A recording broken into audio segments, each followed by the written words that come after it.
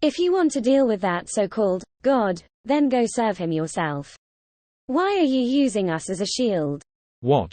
Stop playing dumb. If you are coming for the ceremony, what else will a man like you want when you come to find Abel? The furious woman stomped and came over to kick Connor. He hurriedly stood up and patted the mud from his trousers. It was winter, so it would be uncomfortable after snow and mud moistening his trousers. Connor tried to calm the woman down, but the woman screamed, turfing Connor out. Speechless, Connor thought she must be crazy, or must have experienced things that he couldn't imagine. No matter what the reason is, it wouldn't become a valid reason for Connor to continue arguing with her. Connor chose to go back to the entrance of the cemetery and wait nearby. After a while, he heard her rapid footstep coming out of the cemetery, and her voice blaming the gravekeeper. She was still swearing even when she left. Why the hell do you let all the nasty people in? How sordid, what a disrespect. Don't defile my brother. Connor went back to the grave. There was a bouquet of flowers in front of Abel's grave. Connor guessed it was that woman who put the bouquet here. Apart from the name Abel Inissa and basic information, a photo was also printed on the tombstone. In the photo, there was a black-haired teenager. He seemed like a student. He was good-looking and striking. He was smiling while squinting, with happiness in his eyes. This child, he, is the prophet. Born in 1981, died in the 1999. Too young. He was too young to die. Why did you end up like this? Was it because of the ceremony? Connor crouched before the grave. Sorrow attacked him without a reason. The death of the last prophet, the boy named Abel, changed his mind a little. He wasn't stupid, especially after being betrayed by his best friend. He doubted. He once thought it would have been better if he had gone back to the capital.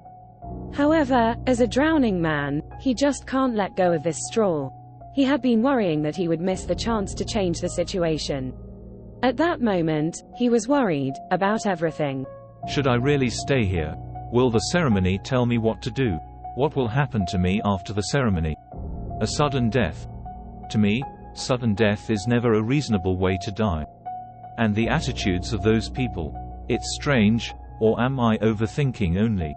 What do I need to know? Is there anything I don't know? Everything here makes me feel uneasy. The only voices in the cemetery was Connor's voice, talking to himself. No one could ever answer his questions, except himself. Can you give me the answer, if I asked others about you? Connor left after sitting for a while. When he went to the entrance, the gravekeeper stopped him. Hey, sir, did you mess with Alice? The lady just now? Yeah, she's Abel's elder sister. After Abel had gone, she... The gravekeeper twirled his finger around his head. So, if she has offended you, please forgive her and don't mind her nonsense. She is a poor girl, too. Losing a family member surely is a great shock to everyone. Connor listened and nodded in realization. I see. Thank you very much, sir. No wonder she was so disturbed. Good. You'd better not get too close to her. Did she hit you? She pushed me down. Oh my god. You're in luck. Soon after Abel's death, Alice actually attacked Mr. Fairsang with a knife. Since then, everyone is afraid of her. It's not very nice of me to say this, but sir, you are lucky just to be pushed down. Mr. Fairsang? Yeah. She has been saying that Mr. Fairsang killed Abel. However, it was Mr. Fairsang who held Abel's funeral. It was Mr. Fairsang who hired Abel. She must be out of her mind when she attacked Mr. Fairsang. Stabbing her own brother's employer. What about her family? Didn't them stop her? What did they do to Mr. Fairsang? Alice and Abel were children living a miserable life.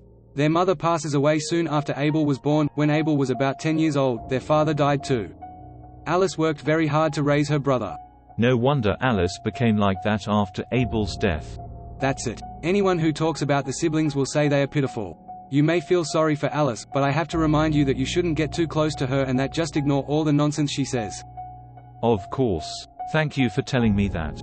Welcome. Goodbye, sir. God, and ceremony. Are these things nonsense?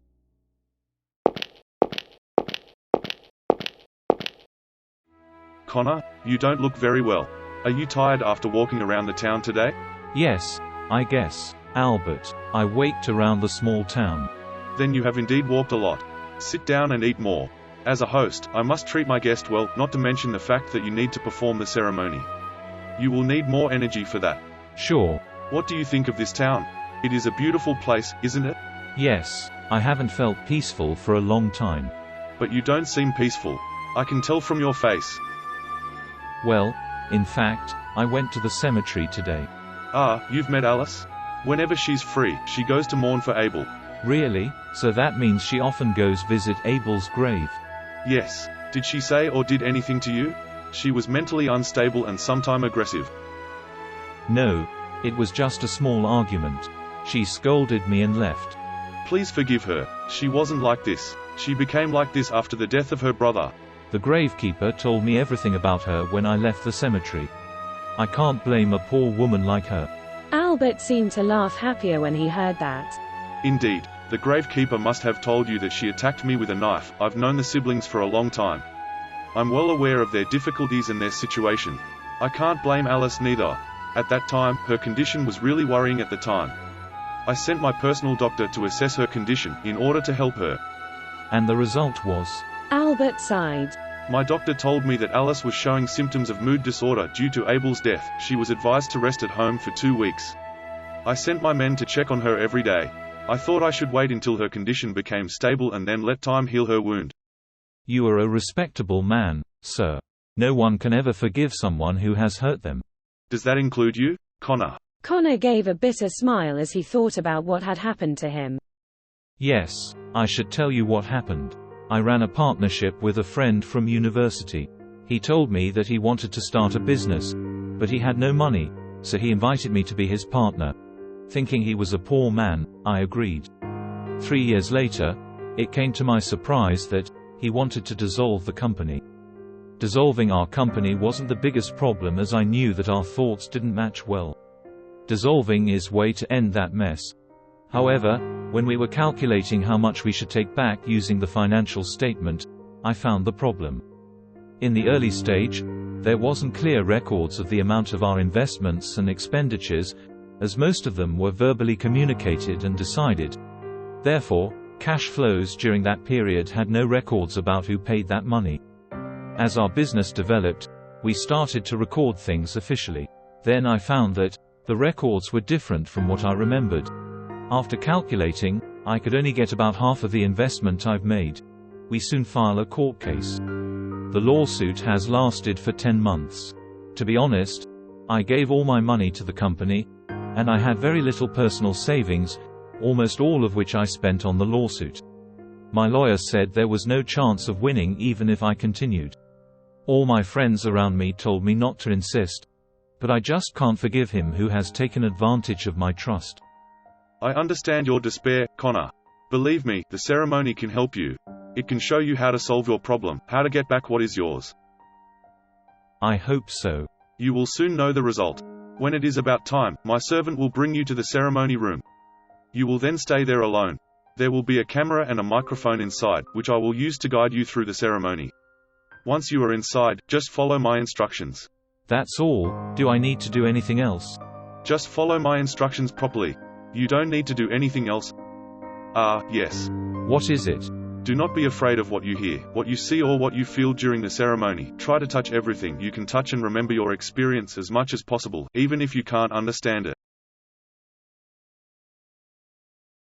Soon it was time for the ceremony. Connor entered the ceremony room. Entering the room, he was a little bit scared as he saw what was inside. Still, he did as Albert had instructed and put on the blindfold he had been given in advance. Connor could see nothing but darkness. He started to breathe rapidly as the sentence he just saw frightened him. Words carved in the room was so weird. Those were names and sentences similar to a poem. He could easily imagine the scene where a person carving repetitive phrases on the wall unceasingly. And the most discomforting sentence was written right above the camera on the wall. People on the other side of the camera couldn't see it for sure. He could not help thinking about those words. He had many questions in his mind. When he was thinking about other things, he heard Albert's voice. Sir, please relax. Now, you can stand or sit down. Relax. When you are ready, please nod your head. Connor did as he was told. He sat down, took a few deep breaths, and then nodded his head. Very well. Next, I'm going to read a passage. I want you to remember it, and repeat it until you feel something different. Please do not say anything other than what I have told you. Albert paused for a moment. Connor was able to hear his breath through the mic. Unless you cannot control yourself. Albert's words made Connor even more nervous. Are you ready? The superior being of omnipotence and omniscience, may the diminutive fool ask for your wise answer. Please guide the trivial creatures and bring answers to their doubts and worries. The fool will always remember you and offer you rich sacrificial offerings. Great being, the fool will give you everything. Albert spoke very slowly so that Connor could remember the passage. When Connor remembered it, he started to repeat it. The superior being of omnipotence and omniscience, may the diminutive fool ask for your wise answer. Please guide the trivial creatures and bring answers to their doubts and worries. The fool will always remember you and offer you rich sacrificial offerings. Great being, the fool will give you everything. The superior being of omnipotence and omniscience, may the diminutive fool ask. As Connor tried to continue, he felt so dizzy that he was unable to continue. He had never felt like this before. He had never felt so uncomfortable that he couldn't speak, just because of the vertigo. He was puzzled, at the same time a little bit afraid and excited. The mixture of all emotions made Connor's forehead begin to sweat. As he prepared himself for what was to come, he heard Albert's voice. That is the end, sir. Thank you very much. You may now take off your blindfold. Connor couldn't believe that the ceremony was over. He took off his blindfold. He noticed that his heart was beating fast, as if he had done strenuous exercise. Yet nothing in the room had changed, except his own physical changes. Nothing in the room seemed to be a revelation that Connor imagined. Sir, please leave the ceremony room and I will talk to you later. Ashamed and deflated, Connor sighed and walked out of the room. I'm sorry, Connor. It seems like you failed to receive your revelation tonight. You think I lied to you? As I said before, it is you, your intelligence which could influence the result. You're right. I don't mean to discourage you. No, I'm just accepting my fate. I guess I am not perceptive enough. I will be leaving Vosiden tomorrow. Thank you very much, Albert. No, Connor. You shouldn't give up so soon. Those who came before you didn't get revelation in their first attempt too. Some of them got it after a few tries. You should try a few more times. Albert, I appreciate your kindness, but I really don't have the time. I understand that you have your own life, and you have your own things to do. How about this? I guess you have to go back to work on Monday. It is now early morning on Sunday, so you can stay for another day. You can use the ceremony again on Sunday night. And then my servants will drive you straight to the capital. Does it sound good to you? You've got a day to think about it, Connor. Think about it. I won't stop you if you really want to leave, but remember, you have one more chance to help yourself. I see. Thank you.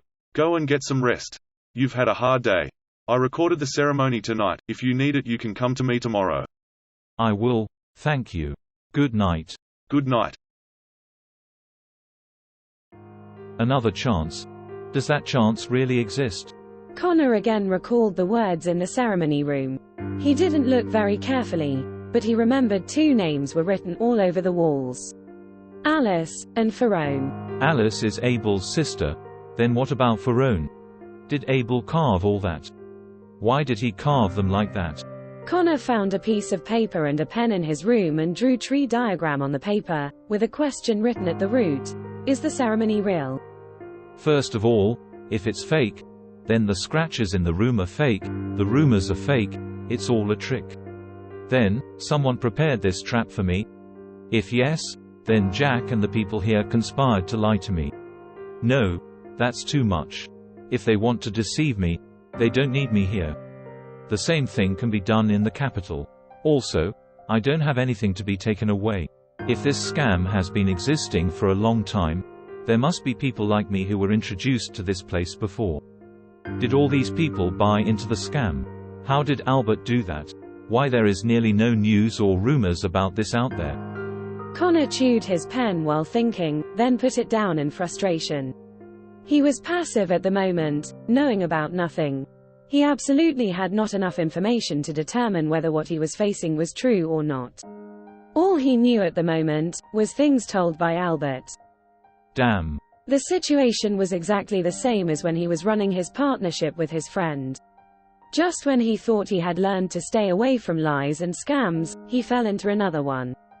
If it's impossible to prove that the ceremony was fake, Connor's pen moved to the other side of the paper.